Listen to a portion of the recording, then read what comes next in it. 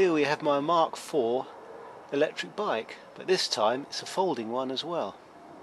First thing I've got to do is take the cover off and unfold the bike.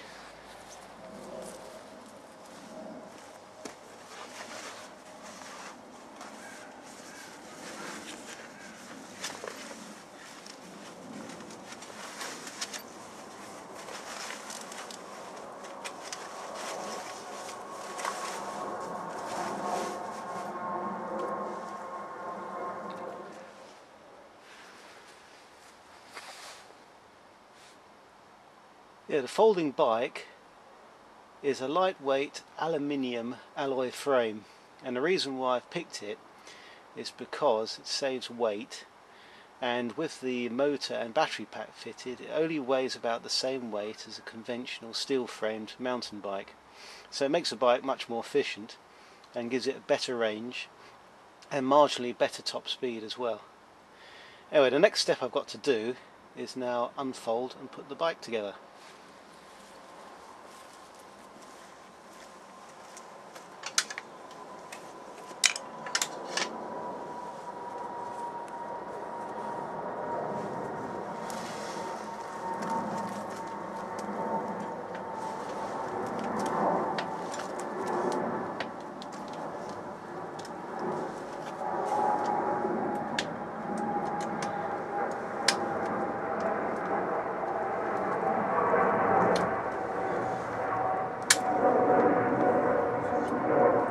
And there it is.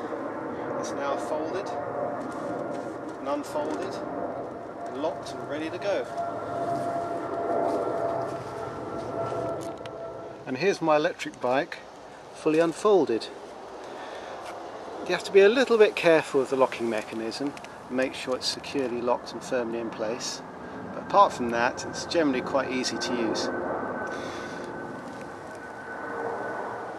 It's a basic lightweight aluminium alloy frame, as I said before, with 26-inch wheels, and uses a 250 watt 36 volt brushless intelligent or electronically intelligent motor to drive it, and it's an 8-fun electric motor.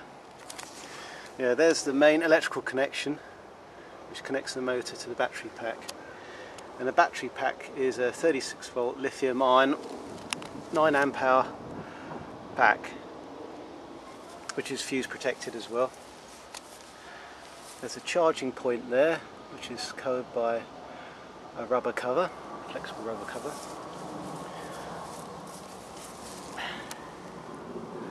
And there you can see the motor hub in there.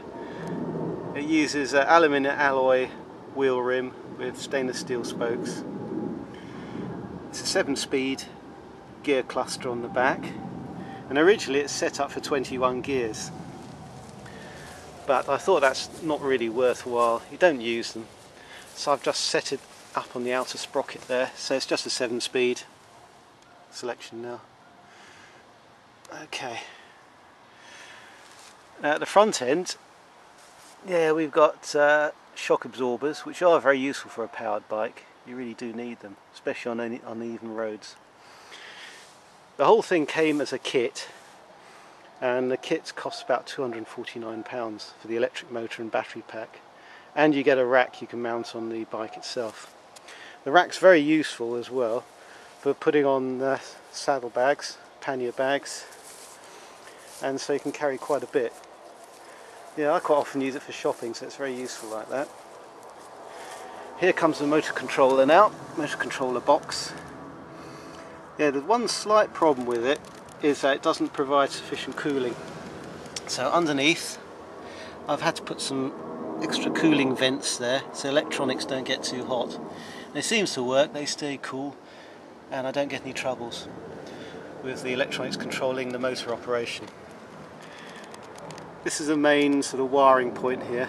They give you lots of wiring which you have to sort of knit around and lose the excess off, because it's not a good idea to cut it and put extra connections in, because the more connections you have, more problems you can get and more unreliable it can be. So I've kept it down to an absolute minimum of connections, and the connections provided I've made sure they're all sealed up with water resistant sealant at the ends. I did have a problem when I bought it. In here, got a main power connector, and it was poorly soldered, so I had to remake it. And I found out when the bike suddenly cut out one day. Anyway, once the solder connection was remade, problem solved, no more troubles. And it's been really reliable since then. And looking at this point here, this is the on-off switch for the battery pack to power the motor controller and the twist grip throttle. Right, going to the front end, I've made it more like a conventional motorbike or moped. So I've put the gear selector on this side, and it's a 7-speed shifter on this, and also as well the brake lever. It does the back brake. It's not too bad at all braking. Also fitted a trip computer, and it is quite essential to have one fitted because you need to know the distance you travelled, so you know the maximum range of the bike. But in this case, if you use pedal assist and you're pedaling, just light pedaling, it'll be about 27 to 30 miles. Now it depends on the temperature and the weather. If it's very cold, it can drop down to 25 to 37 miles. In sort of warmer weather, it can go to about 30-33 miles range, because the temperature affects the battery performance. The colder temperature, the shorter the battery charge lasts. And this is the throttle controller, which I've put on the right hand side, and acts pretty much like a conventional motorbike, scooter, moped twist grip throttle. Okay, I'll switch the power on, and you can see indicates fully battery charged. And when you're riding, after about 15-20 miles, it'll drop to the amber, which is half charge, and then when you get above 20 miles it goes amber and red, and it flickers between amber and red, and then you know you're down to your last few miles of range and it's time to charge. When it goes red, you've got a few minutes before the battery completely discharges and you have to recharge the battery. So those are basic controls, and when I turn the twist grip, you should see the motor start to spin.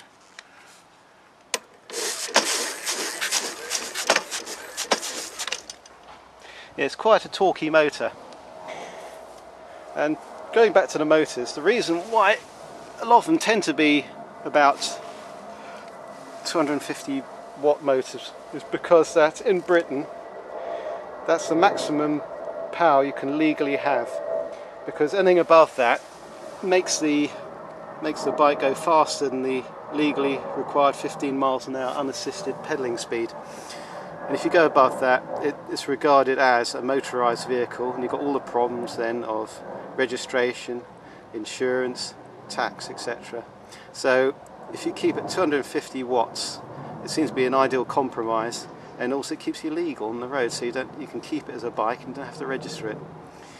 Anyway, if you go above that, 350 to 500 watts, there's even 750 watt motors provided. The problem with them is, okay, they'll get you above 30 miles an hour, but they'll literally eat batteries. They'll use so much battery power, quite often you'll have to mount 2 battery packs, so you've got increased weight, increased complexity, and also increased cost, because a battery pack costs about 200-220 pounds, so you don't want to have to spend too much on battery packs, though I have got one spare. Now a battery pack, they claim will last about 1,000 cycles, charging cycles, to 1,500 charging cycles. So if you look after the battery and maintain it and keep it charged up about every 3 months, then it should last about that time and should be quite reliable. I mean, I've had this one now 3 years because I built the bike 3 years ago. It's given me no trouble and it charges up perfectly. The charging time, depending on how discharged it is, can range anything from 4 to about 7 hours. 6 to 7 hours is quite typical for a completely discharged battery. And the battery pack actually can be released. There is a locking mechanism on it. There.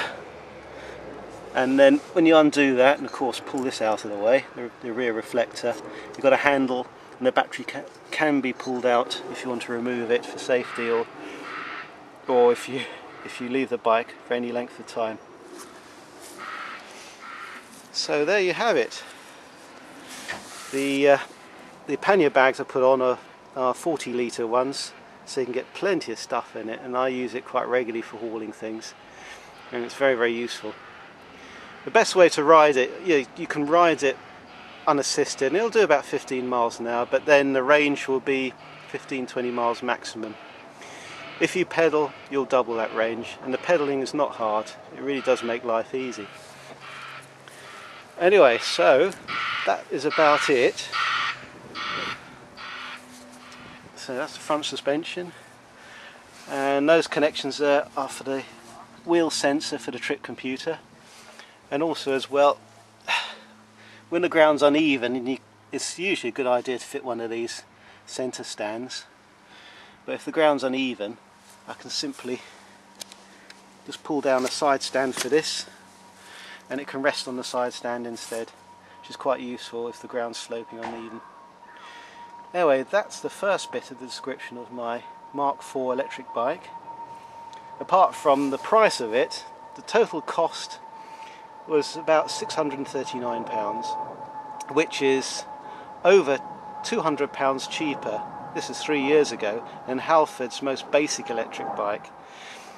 And that was priced at about £850. And it only had, I think it's a 150 or 200 watt motor, which is pushing it a bit and making the performance very poor. And also it didn't have a particularly powerful battery pack. Oh, just one more thing for anybody who's interested in battery packs. It uses 9 amp hour Panasonic cells. So they're Japanese manufactured, and they should be quite reliable, and so far I found they have been.